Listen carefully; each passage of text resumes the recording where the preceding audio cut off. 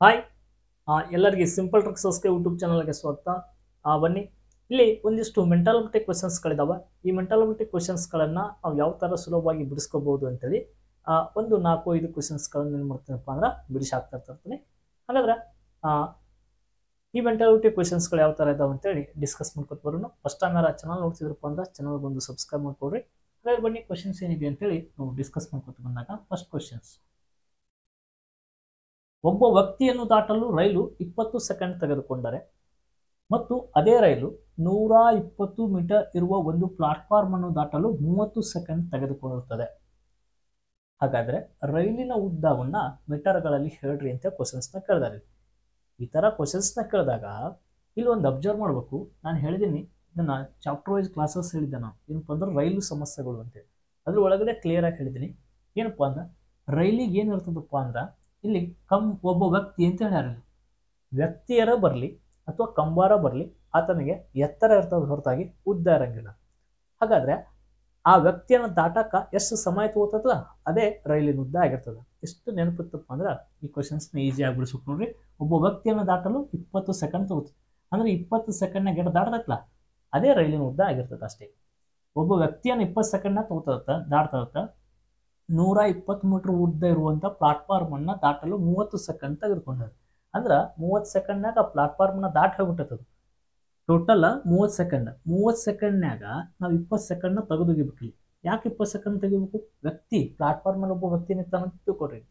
ಆ ವ್ಯಕ್ತಿಯನ್ನು ದಾಟಕ 20 second ತಗೊಂಡೈತಿ. 20 second ವ್ಯಕ್ತಿ ತಗೊಂಡ್ರ ಇನ್ನ ಪ್ಲಾಟ್ಫಾರ್ಮ್ ದಾಟಕ್ಕೆ ಎಷ್ಟು ತಗೋತದು? ಟೋಟಲ್ 30 ಸೆಕೆಂಡ್ನಾಗ ಪ್ಲಾಟ್ಫಾರ್ಮ್ ದಾಟಿ ಹೋಗ್ಬಿಡ್ತು. ಹಾಗಾದ್ರೆ 20ರಾಗ 30ರಾಗ 20 ತೆಗೆದ್ರೆ 10. ಈ 10 ಮೀಟರ್ ಅನ್ನ ಈ 10 ಸೆಕೆಂಡ್ ಅಂದ್ರೆ ಏನಾಗಿರ್ತದಪ್ಪ ಅಂದ್ರೆ ಈ 120 ಮೀಟರ್ ಇರುವಂತ ಪ್ಲಾಟ್ಫಾರ್ಮ್ ಅನ್ನ ದಾಟಕ ತೆಗೆದುಕೊಂಡಂತ ಸಮಯ. ಅದು 10 ಸೆಕೆಂಡ್ ಒಳಗಡೆ ಪ್ಲಾಟ್ಫಾರ್ಮ್ ಅನ್ನ ದಾಟ್ತೈತಿ. ಹಾಗಾದ್ರೆ ನಮಗೆ ಏನ್ ಬೇಕಾಗೈತಿ? ರೈಲಿನ ಉದ್ದ ಬೇಕಾಗೈತಿ. ರೈಲಿನ ಉದ್ದ ಬೇಕಪ್ಪ ಅಂದ್ರೆ ವ್ಯಕ್ತಿಯನ್ನು ದಾಟಕ್ಕೆ ಎಷ್ಟು ಸಮಯ ತಗೋತದೆ, ಅದೇ ರೈಲಿನ ಉದ್ದ ಆಗಿರ್ತದೆ ಅಂತ ಹೇಳಿದೆ. ಹಾಗಾದ್ರೆ 20 ಸೆಕೆಂಡಿಗೆ ಎಷ್ಟು ಹೋಗ್ತೈತೆ ಅನ್ನೋದೇ ಅದು ರೈಲಿನ ಉದ್ದ. ಎಷ್ಟು ಮೀಟರ್ ಅನ್ನೋದು ಕ್ಯಾನ್ಸಲ್ ಮಾಡ್ರಿ. ಇದೊಂದು 0 ಇದೊಂದು 0 ತೆಗಿತೀನಿ. 1 × 12 ಅಂದ್ರೆ 12 ಮ್ಯಾಚ್ ಆಯಿತು. ಇಲ್ಲಿ 12ರಲ್ಲೇ ಇಲ್ಲಿ ಮ್ಯಾಚ್ ಮಾಡಬೇಕು. ನೆಕ್ಸ್ಟ್ ನೋಡ್ರಿ, 12 24 24 ಇದೊಂದು 0 ಇದೆ, 0 240. ಹಾಗಾದ್ರೆ ಆ ರೈಲಿನ ಉದ್ದ ಎಷ್ಟಾಗಿರ್ತದಪ್ಪ ಅಂದ್ರೆ 240 ಮೀಟರ್ ಆಗಿರ್ತದೆ. Simple questions. ಎಲ್ಲಿದೆ ಆಪ್ಷನ್ಸು? ಆಪ್ಷನ್ಸ್ 3ರಲ್ಲಿದೆ ನೋಡ್ರಿ. ರೈಲಿನ ಉದ್ದ 240 ಮೀಟರ್. ಇನ್ನ ನಿಮ್ಗ ಇವೆಲ್ಲ ಬೇಸಿಕ್ಸ್ಲಿಂತ ಅರ್ಥ ಆಗ್ಬೇಕಪ್ಪ ಅಂದ್ರೆ ಚಾಪ್ಟರ್ ವೈಸ್ ಕ್ಲಾಸಸ್ ನೋಡ್ಬೇಕ್ರಿ. ರೈಲು ಸಮಸ್ಯೆಗಳು ಅಂತೇಳಿ ಚಾಪ್ಟರ್ ಹೇಳಿದ್ದೀನಿ, ಬೇಸಿಕ್ಸ್ಲಿಂತ ಹೇಳಿದ್ದೀನಿ. ಅಲ್ಲಿ ನೋಡಿದ್ರಪ್ಪ ಅಂದ್ರೆ ಇಂಥ ಕ್ವಶನ್ಸ್ಗಳು ಸಿಂಪಲ್ ಆಗಿ ಅರ್ಥ ಆಗ್ತಾವೆ. ನೆಕ್ಸ್ಟ್ ಕ್ವಶನ್ಸ್, ವೆನ್ ಡಯಾಗ್ರಾಮ್ ಕ್ವಶನ್ಸ್ನ ಭಾಳ ಈಸಿಯಾಗಿ ಗುರುತಿಸ್ಬೋದು. ಕ್ವಶನ್ಸ್ ಏನಿದೆ ನೋಡ್ರಿ. ಕೆಳಗೆ ಕೊಟ್ಟಿರುವ ವೆನ್ ನಕ್ಷೆಯಲ್ಲಿ ಯಾವುದು ಸಂವಿಧಾನದ ನ್ಯಾಯಾಂಗ ಮತ್ತು ಕಾರ್ಯಾಂಗದ ಸಂಬಂಧವನ್ನು ಸೂಚಿಸುತ್ತದೆ? ಸಂವಿಧಾನದ ಒಳಗಡೆ ನ್ಯಾಯಾಂಗ, ಕಾರ್ಯಾಂಗ, ಶಾಸಕಾಂಗ ಅಂತೇಳಿ ಅಂಗಗಳು ಬರ್ತವೆ. ಇನ್ನೊಂದು ಪತ್ರಿಕಾರಂಗ, ಅದು 4ನೇ ಅಂಗ ಅಂತೇಳಿ ಕರಿತೀವಿ. ಹಾಗಾದ್ರೆ ಒಂದೊಂದು ಇದು ಸಂವಿಧಾನ, ಇದು ನ್ಯಾಯಾಂಗ, ಇದು ಕಾರ್ಯಾಂಗ ಅಂತ ಹಾಕಿದೀವಪ್ಪ ಅಂದ್ರೆ ತಪ್ಪು ಅನಿಸ್ತದೆ. ಯಾಕಂದ್ರೆ ಸಂವಿಧಾನದ ಒಳಗಡೆ ಬರ್ತವೆ. ಹೀಗಾಗಿ ಇಲ್ಲೆಲ್ಲ ಸಪ್ರೇಟ್ ಇದು. ಇಲ್ಲಿ ಸಂವಿಧಾನದ ಒಳಗಡೆ ಒಂದು ನ್ಯಾಯಾಂಗ ತಗೊಂಡು ಅಂದ್ರೆ ಕಾರ್ಯಾಂಗ ಹೊರಗಡೆ ಇಲ್ಲ. ಹೀಗಾಗಿ ಇದು ತಪ್ಪಾಯ್ತು. ಇದು ಸಂವಿಧಾನದ ಕೆಲವು ಭಾಗ ನ್ಯಾಯಾಂಗ, ಕೆಲವು ಭಾಗ ಕಾರ್ಯಾಂಗ ಅಂತ ಹೇಳಕ್ ಸಾಧ್ಯ ಇಲ್ಲ. ಹೀಗಾಗಿ ಇದು ತಪ್ಪಾಗ್ತದೆ. ಹಾಗಾಗಿ ರೈಟ್ ಆನ್ಸರ್ ಆಪ್ಷನ್ ಸಿ. ಯಾಕಪ್ಪ ಅಂದ್ರೆ ಇದೊಂದು ಸಂವಿಧಾನದ ಒಳಗಡೆ ಏನಿದಪ್ಪ ಅಂದ್ರೆ ಒಂದು ನ್ಯಾಯಾಂಗ ಇದೆ, ಜೊತೆಗೆ ಒಂದು ಕಾರ್ಯಾಂಗ ಇದೆ. ಹೌದಾ? ಸಂವಿಧಾನದ ಒಳಗಡೆ ಇರುವುದರಿಂದ ಆಪ್ಷನ್ ಸಿ ಏನಾಗ್ತದಪ್ಪ ಅಂದ್ರೆ ರೈಟ್ ಆನ್ಸರ್ ಆಗ್ತದೆ. ನೆಕ್ಸ್ಟ್ ಕ್ವಶನ್ಸ್, ರೈಲು ಸಮಸ್ಯೆಗಳ ಮೇಲೆ ಅತಿ ಹೆಚ್ಚು ಕ್ವಶನ್ಸ್ಗಳು ನಿಮ್ಗೆ ಕೇಳ್ತಿರ್ತಾನೆ. ಕ್ವಶನ್ಸ್ ಏನಿದೆ ಇಲ್ಲಿ ನೋಡ್ರಿ.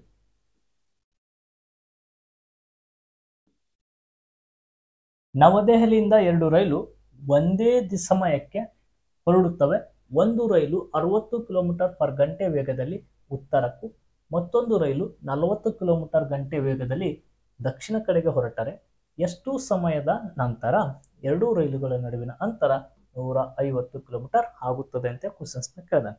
ಈ ಥರ ಕ್ವಶನ್ಸ್ನ ಕೇಳಿದಾಗ ಸಿಂಪಲ್ ಆಗಿ ಎರಡೂ ರೈಲುಗಳು ಯಾವ ಡೈರೆಕ್ಷನಲ್ ಹೊಂಟಿದ ನೋಡ್ರಿ, ಅಪೋಸಿಟ್.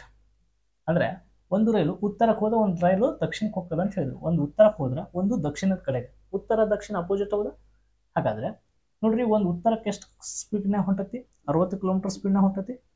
ದಕ್ಷಿಣಕ್ಕೆ ಎಷ್ಟು ಹೊಂಟತಿ? 40 ಸ್ಪೀಡ್. ಅಪೋಸಿಟ್ ಸ್ಪೀಡ್ ಹೊಂಟಿದ್ವಪ್ಪ ಅಂದ್ರೆ ವೇಗಗಳನ್ನು ಏನು ಮಾಡ್ಬೇಕು ಅಂತ ಹೇಳಿದ್ದೀನಿ, ಕೂಡಿಸ್ಕೋಬೇಕಂತ ಹೇಳಿದ್ದೀನಿ.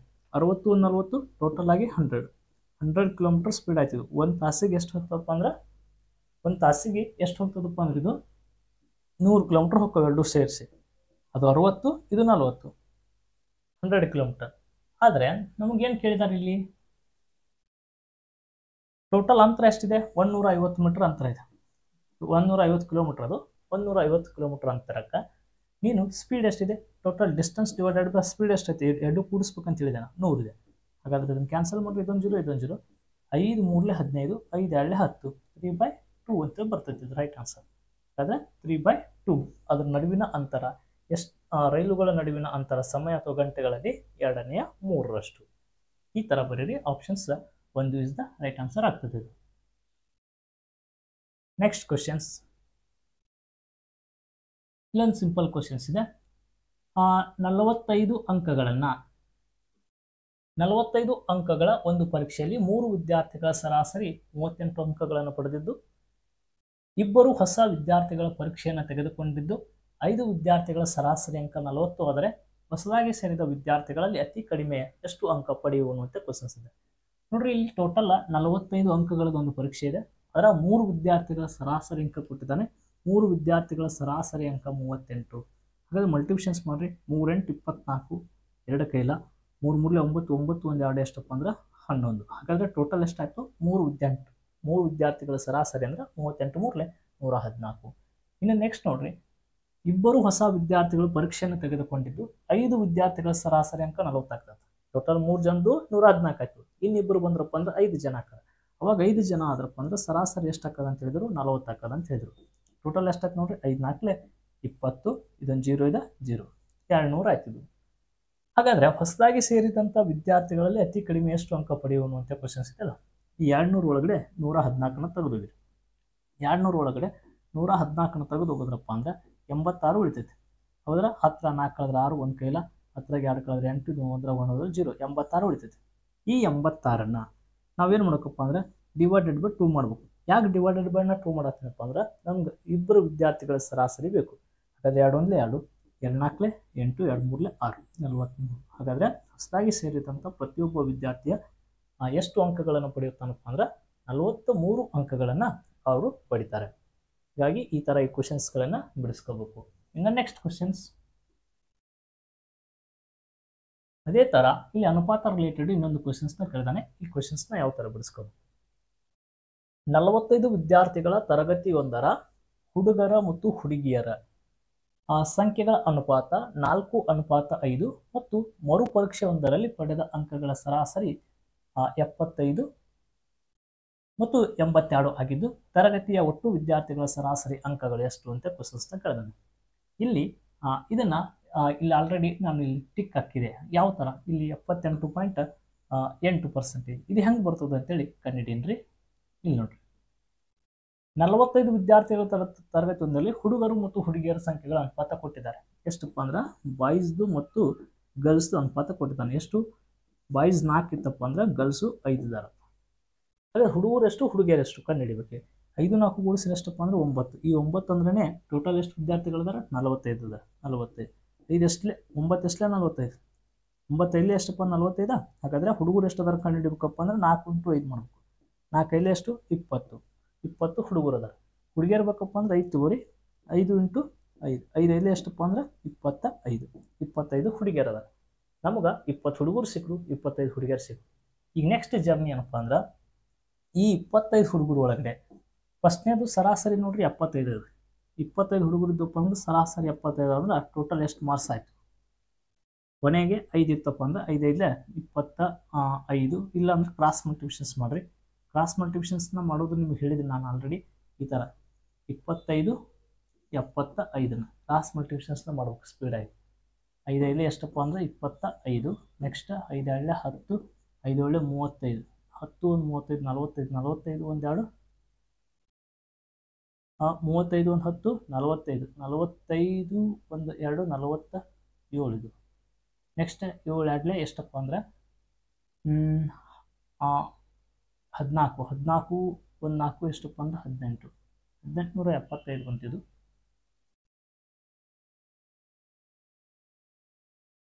1875 ನೋಡ್ರಿ. 5 ಇಲ್ಲೇ 25, 5 2 10, 7 ಇಲ್ಲೇ 35, 45, 45 1 2 47.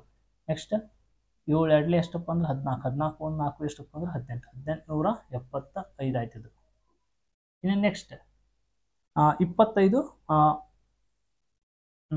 ಸಾರಿ, ಇಲ್ಲಿ ತಪ್ಪು ಬರ್ತಿದ್ದೀನಿ.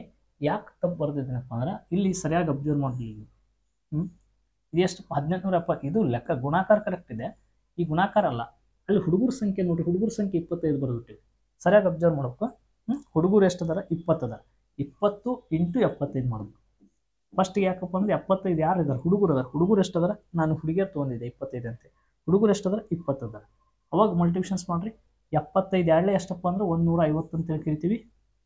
ಮಲ್ಟಿಪ್ಲಿಕೇಶನ್ಸ್ ಮಾಡ್ರಿ. 75 2 150, ಇದೊಂದು 0 ಐತಿ, 0, 1500 ಆಯ್ತು.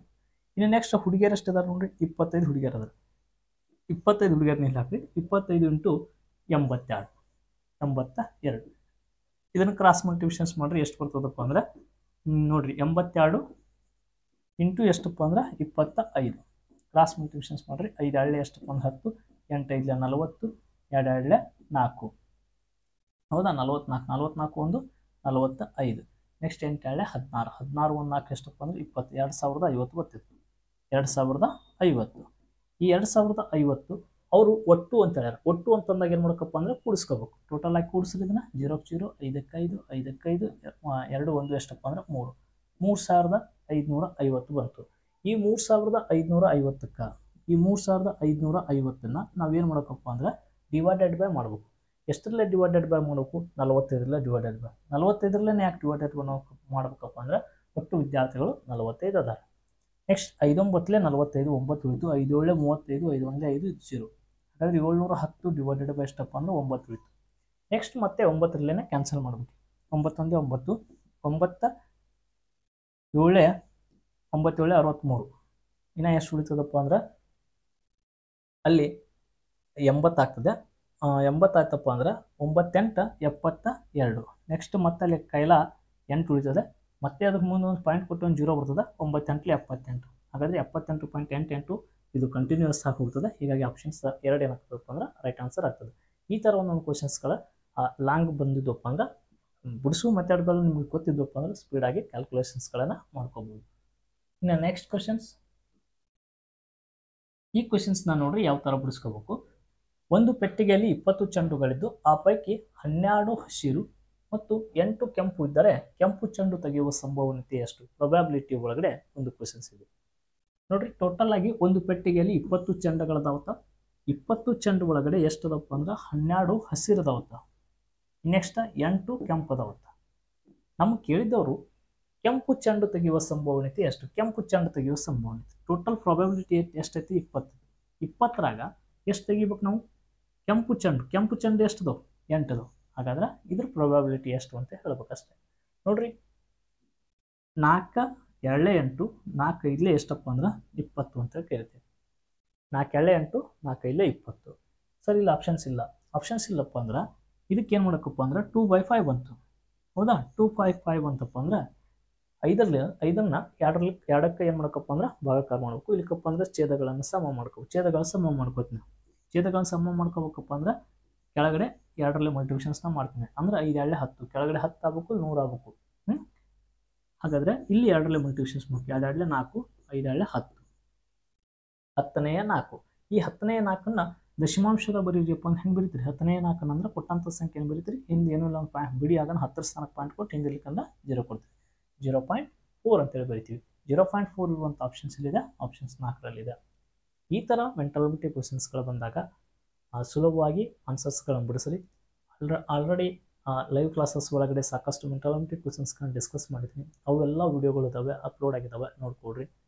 ಇನ್ನು ನೆಕ್ಸ್ಟ್ ಸಾಮಾನ್ಯ ಕನ್ನಡ ರಿಲೇಟೆಡ್ ಲೈವ್ ಕ್ಲಾಸಸ್ನಲ್ಲಿ ಕಮ್ಯುನಿಕೇಷನ್ ಪೇಪರ್ಗೆ ಡಿಸ್ಕಸ್ ಮಾಡ್ತಿರ್ತೀವಿ.